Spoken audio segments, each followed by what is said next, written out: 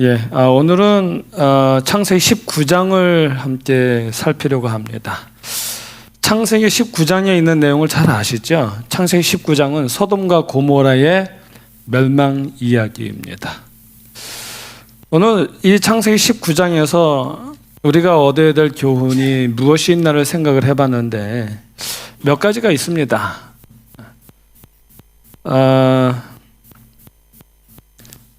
먼저는 창세기 19장의 그 도입의 이야기는 어떤 이야기입니까? 시작하는 이야기가.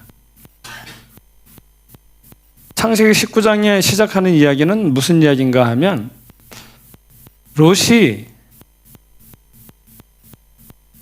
나그네를 대접하는 이야기입니다.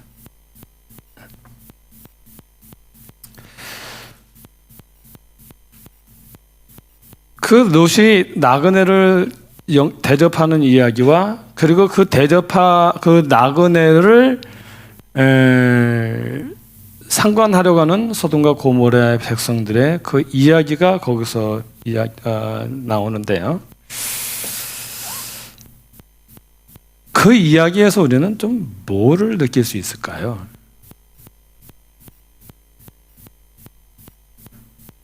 저는 그 이야기에서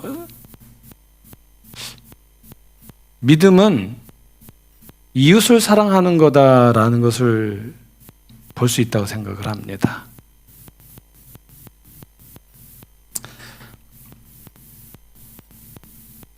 자, 우리가 아까 제가 말씀을 드렸지만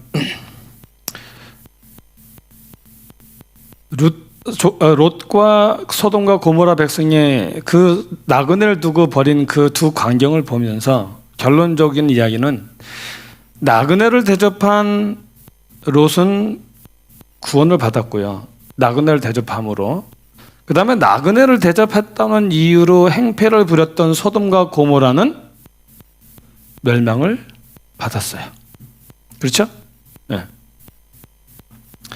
질문입니다. 그러면 소돔과 고모라는 왜 멸망을 당했을까요? 왜 멸망당했을까요? 죄가 관영해서요? 맞습니다. 죄 때문입니다. 죄가 얼마나 관영하고 얼마나 심했는지 소돔 사람이라고 일컫는 말이 영어로는 소도마잇이에요. 근데 이 소도마잇이 오늘날에는 어떤 의미로도 사용되어지냐면 동성연애로도 사용되어져요. 도스마이트. 우리가 호모섹스라는 말을 쓰잖아요. 그런데 이 소도마잇이라는 말, 그 소도마잇을 할 때 이제 큰 대문자 S를 쓰면 소돔 사람들이라는 뜻이라고 이야기를 하고요. 그 S를 소문자로 쓸 경우에는 동성연애라고 하는 의미로 사용되어진다고 합니다. 자, 그렇다면 소도마잇이라고 하는 소돔이라고 하는 말이 이런 죄의 대명사로 사용되어지는 것을 보면 소돔은 엄청난 죄가 관영했던 성입니다. 자, 그런데 19장에 나와 있는 소돔과 고모라가 멸망당한 죄의 이유가 무엇입니까? 소돔과 고모라의 죄악이 뭐뭐마다 다 나오지 않거든요. 그런데 거기서 우리가 볼 수 있는 게 있어요. 소돔과 고모라가 멸망당한 그 죄의 이유가 뭐냐면 나그네를 대접하지 못하게 한 겁니다. 나그네를 대접하지 못하게 한 거예요. 그 랍비들에 의하면 그들에게 필요한 것은 오직 하늘로부터 내리는 몇 방울의 비뿐이었다라고 합니다. 그들에게 필요한 것은 하늘에서 내리는 몇 방울 뿐이었다. 그래서 하늘에서 내리는 그 비의 도움 외에는 그 누구의 도움도 필요로 없는 사람들이라는 거예요. 유대문은 그 미시나에 보면은요, 뭐라고 얘기하냐면 소돔 사람들은 철저한 이기주의자였다 이렇게 얘기합니다. 그 다음에 그들의 모토가 또 뭐였는가 하면 내 것은 내 것, 네 것은 내 것이었다라고 이렇게 나와 있습니다. 철저하게 자기중심적인 사람이었고요. 철저하게 이웃에 관하여 전혀 관심이 없는 사람들이었어요. 그냥 나 혼자 잘 먹고 잘 사는 것에만 만족이 있었지 그 이웃에 관하여 관심이 없는 사람들이었다는 것입니다.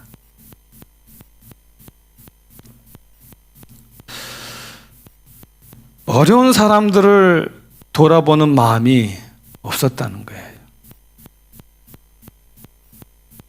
그 전에 오는 전승에 의하면 그 롯의 딸이 하나가 있었는데 결혼한 딸이 하나 있었대요. 그 소돔 사람하고 결혼했는데 그 소돔에 어떤 불쌍한 사람이 있어서 그 사람을 도와주었대요. 그런데 소돔 사람들은 도와주질 않는다는 거예요.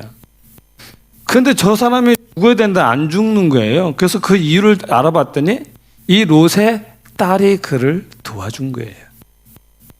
그래서 소돔 사람들이 그 딸을 해쳤다라는 그런 전승의 이야기가 있어요. 그럴 정도로 소돔과 고모레의 사람들은요, 이웃에 관하여 전혀 관심이 없었어요. 이게 뭘 의미하는 걸까요, 여러분? 저는 창세기 19장을 말씀을 읽어보면서 느낀 것은요, 그렇구나. 믿음이란 이웃을 사랑하는 거구나라는 것을 좀 생각을 하게 됐습니다. 우리가 잘 아는 요한일서 4장 20절에 보면은 이런 말씀이 있잖아요. 누구든지 하나님을 사랑하노라 하면서 그 형제를 미워하면, 그렇죠? 거짓말하는 자라고 그랬어요. 그래서 그 형제를 사랑하지 아니하는 자가 보지 못하는 바 하나님을 사랑할 수 없다. 그냥 간단하게 요약하면 이웃을 사랑하지 않는 자는 하나님을 사랑할 수 없다는 거예요. 보이는 존재에게조차도 동정심을 가지지 못하는 사람이 어떻게 하나님을 사랑할 수 있겠느냐라고 하는 말입니다.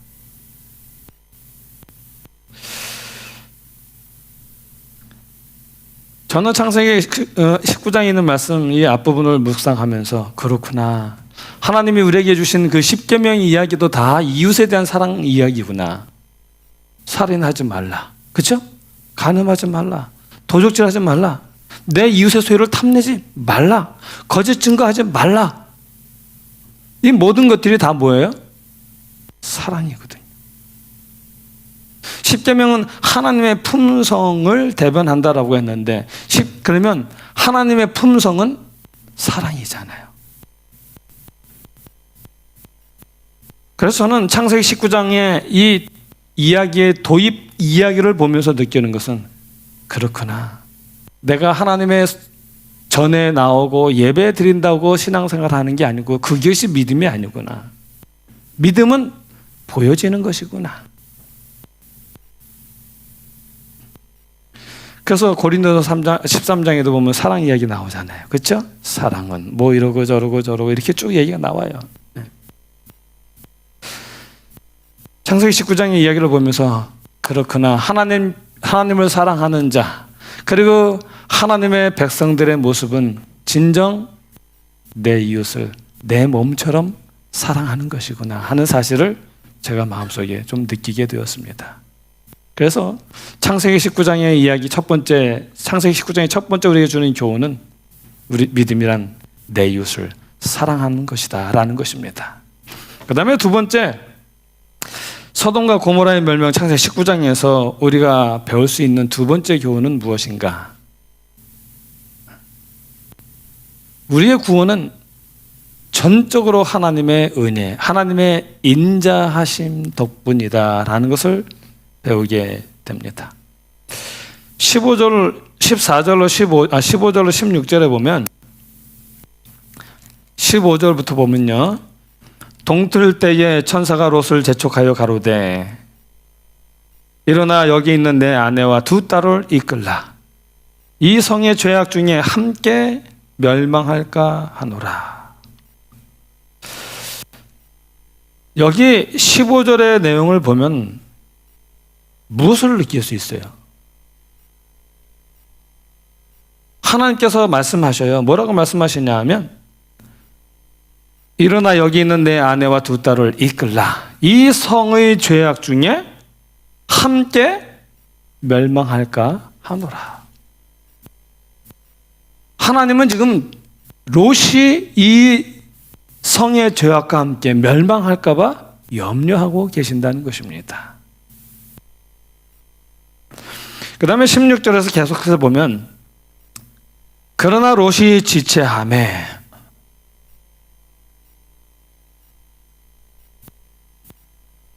창세기 29장은요 그 배경의 이야기가 뭐냐면 나그네를 대접하는데 그게 언제예요? 아침이에요? 점심이에요? 저녁이에요? 저녁이거든요. 저녁이에요. 어두움이에요. 그래서 그는 때가 되었다는 거죠. 하나님의 심판의 때가 되었다는 것이죠. 그 다음에 여기 동틀 때가 되었다라는 말은 이제 하나님의 구원하실 때가 이르렀다는 겁니다. 하나님이 이제는 구원해야 될 그 마지막 단계 시간까지 왔다라는 그런 이야기예요. 그래서 하나님께서 이제 마지막 더 이상 늦출 수 없는 구원의 그때이기 때문에 하나님께서 롯을 재촉하셨다라고 말씀하셔요. 내가 이 성의 죄와 함께 멸망할까 두렵다. 그런데도 불구하고 이 롯이 계속 머뭇거리는 거예요. 그러니까 하나님이 어떻게 하셔요? 16절에 보면 그러나 롯이 지체하며 그 사람들이 천사들이 롯의 손과 그 아내의 손과 두 딸의 손을 잡아 인도하여 성에 두니 여호와께서 그에게 무엇을 더하심이니라? 인자를 더하심이었더라.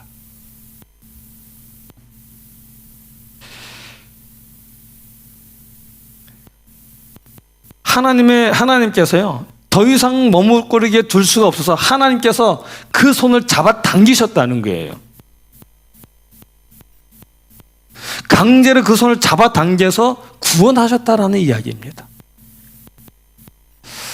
여러분데 구원은 우리가 스스로 우리 발로 걸어서 구원의 길로 걸어가서 구원받는 게 아니에요.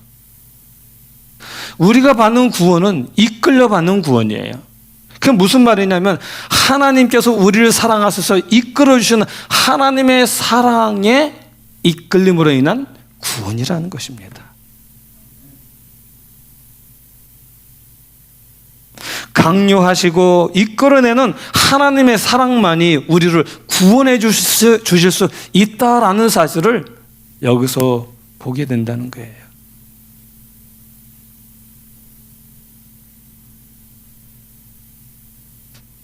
이거는 그냥 사이드인데요. 왜 자꾸 사람들이 우리 교회를 율법주의자다, 행함으로 구원받는 교회다라고 하면서 이단이라고 하는지 모르겠어요. 우리는 이 창세기 19장도 보고 창세기 3장도 보고 처음부터 우리는 오직 믿음으로 구원받는다고 얘기를 하는데 조금 그런 게 갑자기 안타깝습니다. 여기 하나님께서 이끄시는 하나님의 사랑에 의하여 그들이 구원을 받아요. 그리고 천사가 롯에게 말합니다. 뭐라고 말합니까? 17절에 보면 창세기 19장 17절에 보면 뭐라고 말해요? 도망하여 생명을 보존하라. 돌아보거나 들에 머무르거나 하지 말고 산으로 도망하여 멸망함을 면하라 라고 말합니다. 산으로 도망하라 그래요. 산은 구원의 장소입니다. 산은 하나님을 만나는 장소예요. 우리가 잘 아는 시편 121편 1절로 2절에 보면 내가 산을 향하여 뭐하리라? 눈을 들리라. 그렇죠? 네. 나의 도움이 어디서 올꼬? 나의 도움이 천지를 지으신 여호와에게서로다. 그래서 이렇게 머뭇거리지도 말고 그 다음에 거기 있지도 말고 그리고 산으로 도망하라라고 얘기했는데 롯이 어떻게 해요? 롯이 어떻게 합니까? 롯이 그러죠. 산은 멀고 그래서 내가 거기까지 가는 사이에 죽게 생겼습니다. 그러니 요 가까이 있는 무슨 성이요? 소활성으로 나로 하여금 피하게 해주시라고 하는 거예요. 그랬더니 천사가 뭐라 그래요?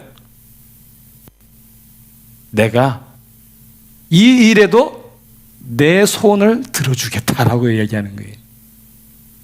너의 말하는 성을 멸하지 아니하리니. 원래 소돔도 하나님께서 소돔과 고모라 멸하실 때 멸하려고 했던 성이었어요. 왜냐하면 이 소돔도 죄악이 관영이기 때문에 그래요. 여러분, 우리가 잘 알잖아요. 롯이 두 딸을 데리고 어디에 거했어요? 지금은 소알에 있지만 소알에 거하기가 두려워서 두 딸과 함께 소알에서 나와 산에 올라가서 거하되 그 두 딸과 함께 굴에 거했다라고 얘기하거든요. 그러면 소알에 거하기를 두려워한 그 모습을 볼 때 이 소알이 얼마나 죄가 관영했는지를 보게 되는 거예요. 저는 이걸 보면서 느끼는 건 뭐냐면요. 하나님은 우리를 구원하기 위하여 당신의 계획까지도 변경하시는구나.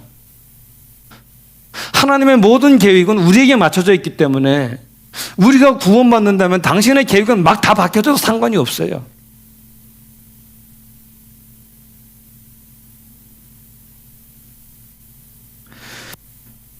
저는 이걸 보면서요. 하나님의 인자하심은 언제까지 계속되어질 것인가? 하나님의 끝없는 이런 인자하심이 없다면 어떻게 우리가 구원을 받을 수 있을까라는 걸 좀 생각을 해보게 됩니다. 당신의 계획을 변경하면서까지도 인자를 베푸셔서 마침내 구원하시는 하나님의 사랑이 없다면 우리가 어떻게 될까?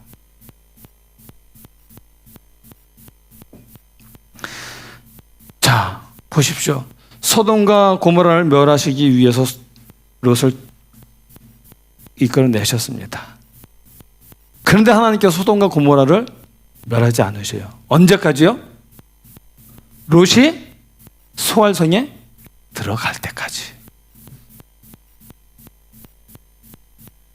하나님께서는 당신의 백성이 완전히 안전하게 구원받을 때까지 기다리시는 분이에요.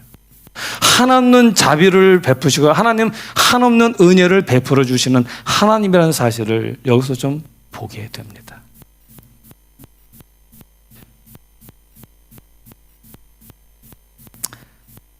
하나님은 참으로 인자하신 분이구나.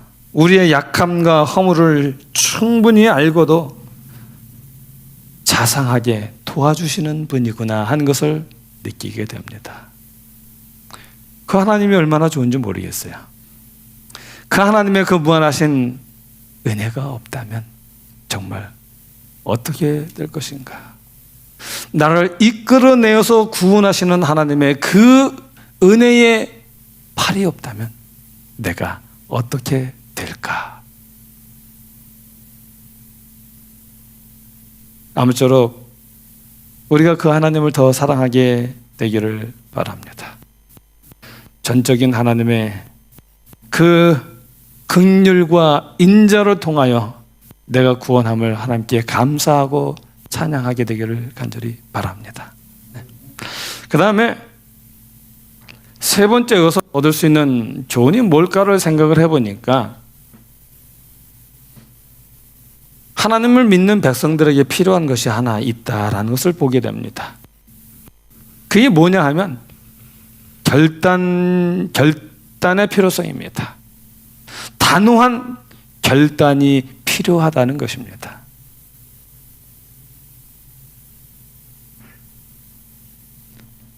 다시 창세기 19장 17절에 보면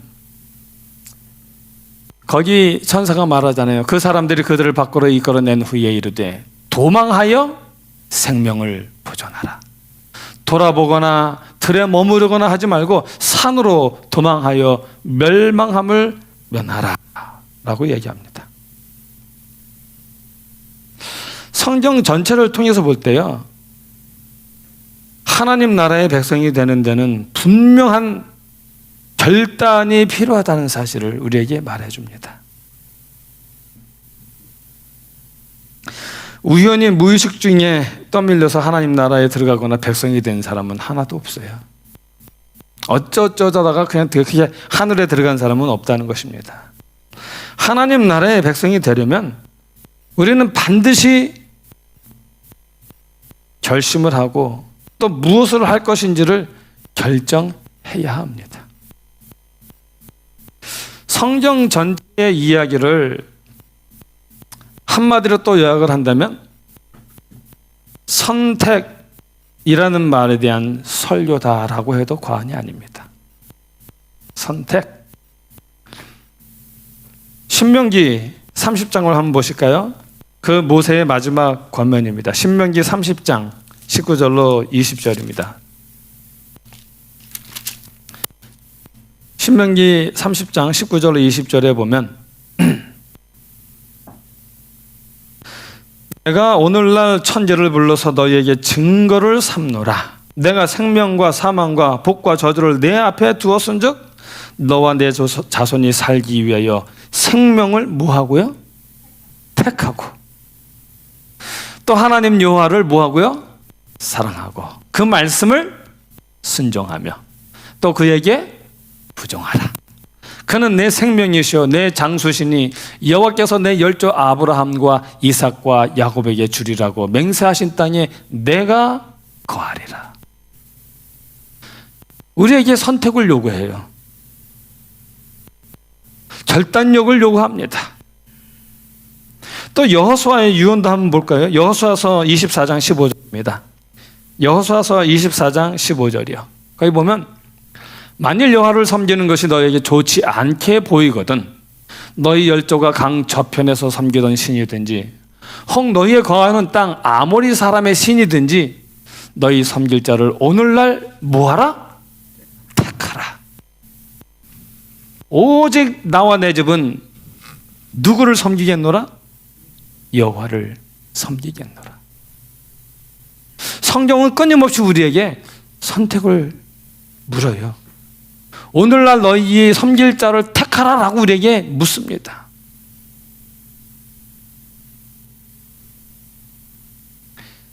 솔로몬 왕의 이야기를 살펴보면요, 열왕기상 11장 16절에 보면 솔로몬이 여호와의 눈앞에서 악을 행하여 그 붙인 다윗이 여호와를 온전히 쫓음같이 쫓지 아니하였다라고 말합니다. 그가 하나님을 선택하지 않은 거예요. 올바르게 결단력을 내리지 않은 것입니다. 시작은 누구와 함께 시작했는데요? 하나님과 함께 했잖아요. 그가 하나님께 백성들을 잘 판단할 지혜를 구했어요. 부도 구하지 아니하고 장수도 구하지 아니하고, 그렇죠? 오직 하나님의 지혜만을 구하고 시작했던 그가 이제는 여호와의 눈앞에서 악을 행하여 그 붙인 다윗이 여호와를 온전히 쫓음같이 쫓지 아니하였다. 다른 걸 선택했다는 거예요. 하나님을 선택했는데 바뀌었어요. 그 다음에 이어지는 남북 왕조의 이야기도 보면 무슨 이야기입니까? 그 왕들의 이야기를 쭉 살펴보면 많이 나오는 게 있어요. 무슨 말이 많이 나오면 여호와 보시기에 악을 행하여. 이 말이 얼마나 많이 나오는지 몰라요. 엄청나게 많이 나옵니다. 여호와 보시기에 악을 행하여, 그 다음에 그 조상 다윗과 같이 아니하여라는 말이 계속해서 반복됩니다. 그러면 열왕기상과 역대상과 열왕기서와 역대기서는 결국 우리에게 뭘 말하는 거예요? 오늘날 너희 섬길 자를 뭐 하라는 거예요? 택하라는 거예요. 너희가 단호한 결정을 내리라는 것입니다. 우물쭈물 꿈을 대지 말고 정확하게, 미련 남기지 말고 정확하게 하라는 거예요.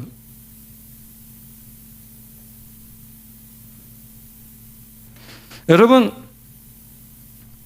결단하지 못함으로 소금이 된 롯의 아내를 보십시오. 이끌림을 받았어요. 그렇죠? 그리고 돌아보지도 아니고 머뭇거리지도 말고 즉시 산으로 도망하여 너희 생명을 얻으라 그랬거든요. 그런데 어떻게 했어요? 뒤를 돌아봄으로 말미암아 소금이 되어버렸어요. 돌아가고 싶은 미련을 가지고 있었던 것이죠. 그렇게 단호한 결심을 하지 못했기 때문에 끝내는 재앙이 그녀에게 임했던 것이죠. 그래서 예수님은 제자들에게 말씀하셨어요. 롯의 처를 생각하라. 롯의 처를 생각하라. 또 예수님 누가복음 9장 62절에서 이렇게 말씀하셨어요. 누가복음 9장 62절에 보면 예수께서 이르시되 손에 쟁기를 잡고 뒤를 돌아보는 자는 하나님의 나라에 합당치 아니하니라. 여러분, 쟁기질을 하는데 쟁기질을 하는 목적이 뭐예요?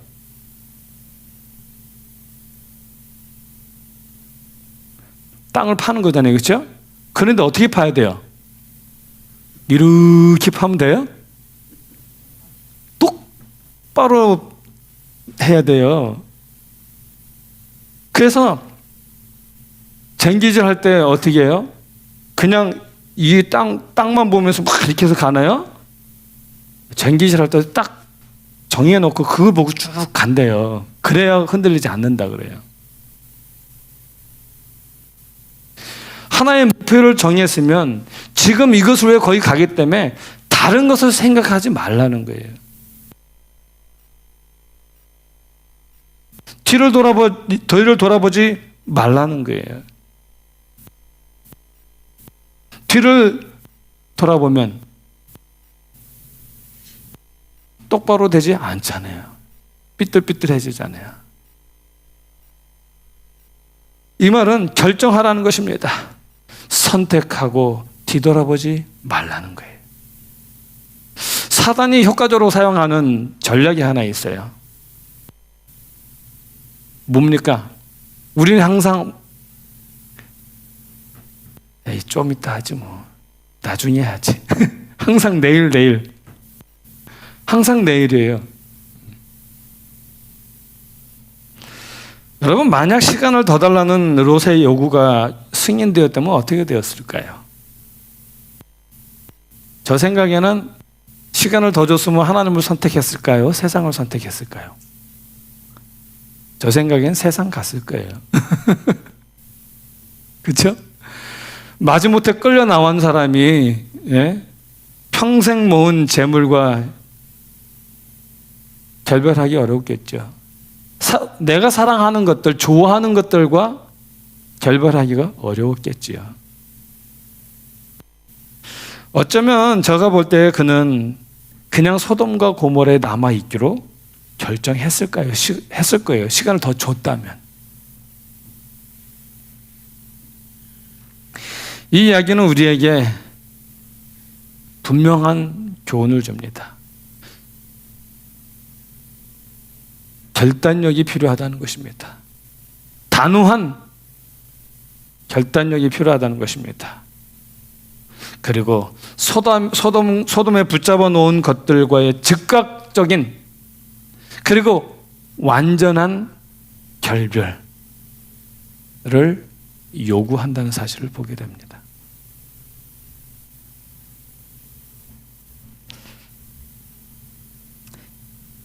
거기 천사가 두 가지를 얘기했잖아요. 뒤를 돌아보지 말라는 거예요.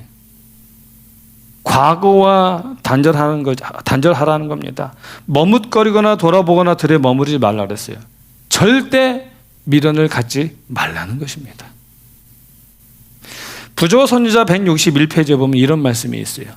만일 롯 자신이 주저하지 않고 천사들의 경고를 순종하여 간청이나 항의의 말 한마디도 없이 부지런히 산으로 도망하였더라면 그의 아내도 무사히 뭐 하였을 것이라고요? 피난하였을 것이요. 그의 모본의 가마력은 그 여자의 운명을 결정지은 죄에서 그녀를 구원해 내었을 것이다.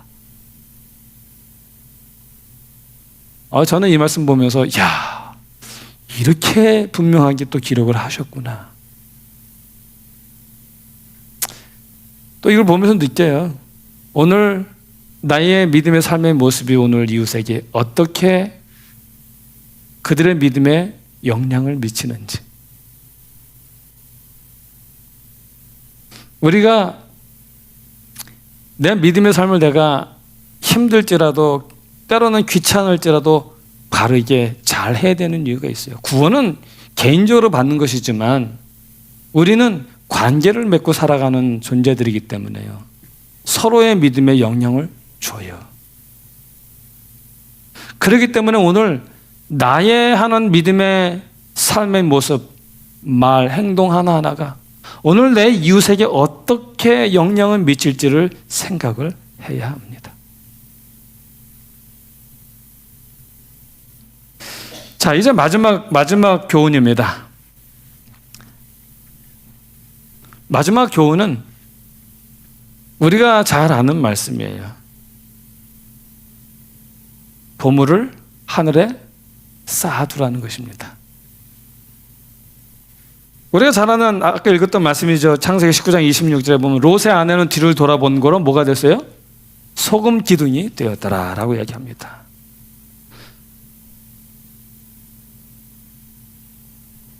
천사가 뭐라 그랬습니까? 뒤를 돌아보거나 머뭇거리지 말라 그랬잖아요. 즉시 산으로 도망하라 그랬습니다. 앞만 보고 달려가라 그랬습니다.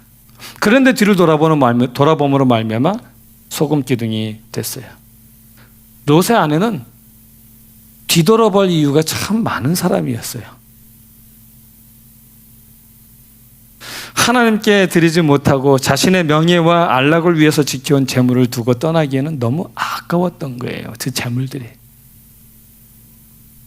그런데 노아는 어땠습니까? 노아는 뒤를 돌아보지 않았습니다. 왜냐하면 노아는 뒤돌아볼 게 없어요. 하나님께서 방주를 지으라고 하셨을 때 노아는 자기의 모든 것을 다 어디에 바쳤어요? 방주 짓는 데 바쳤거든요. 그러니 그거 바라볼 것은 방주 외에는 아무것도 주위에 남은 게 없는 거예요.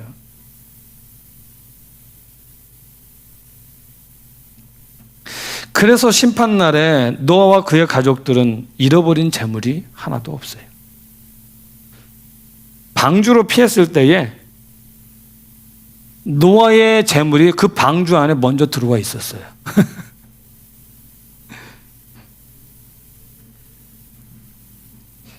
그래서 그 멸망의 날에 노아와 그의 가족들이 이미 바친 재물과 함께 그들은 구원을 받은 것입니다.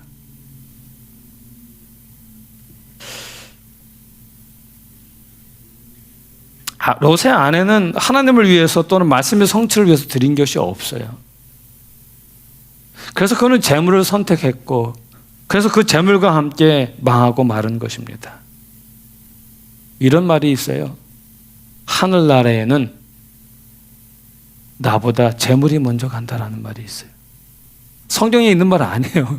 성경에 있는 말 아니니까 성경에 있는 말로 생각하지 마시고요.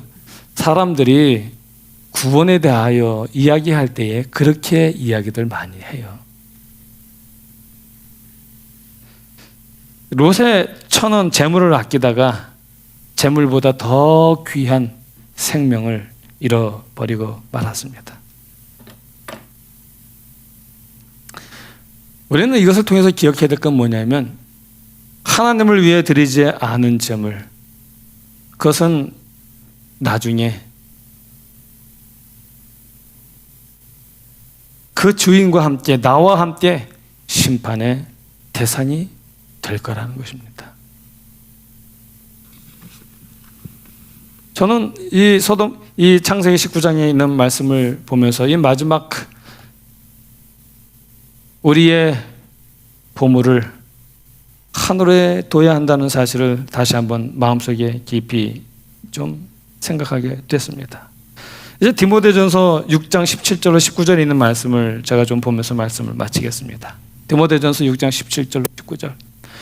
이 세대의 부한자들을 명하여 마음을 높이지 말고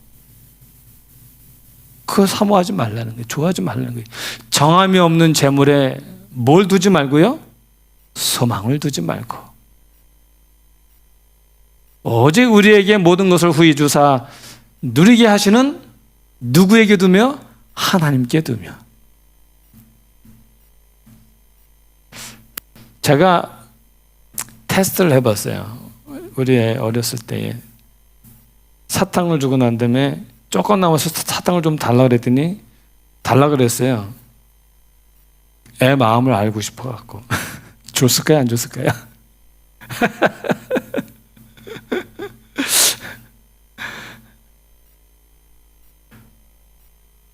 우리 애 넷 중에 어떤 애는 주고 어떤 애는 안 줬어요.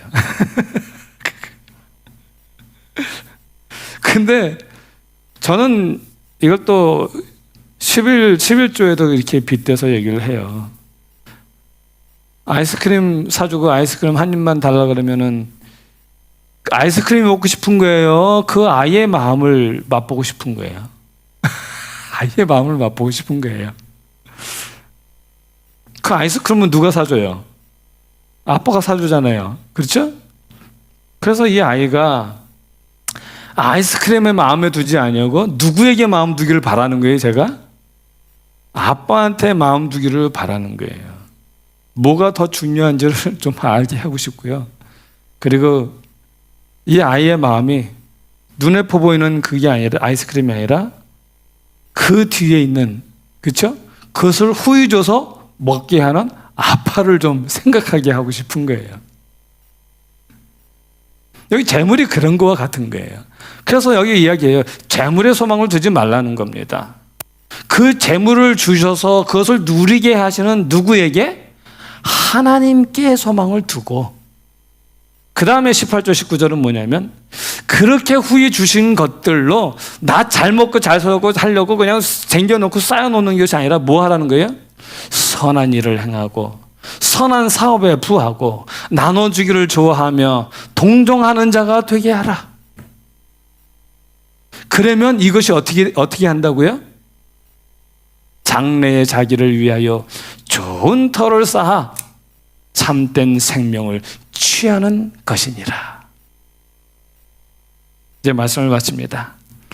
오늘 우리는 창세기 19장을 통하여 배운 교훈들 4가지 교훈입니다.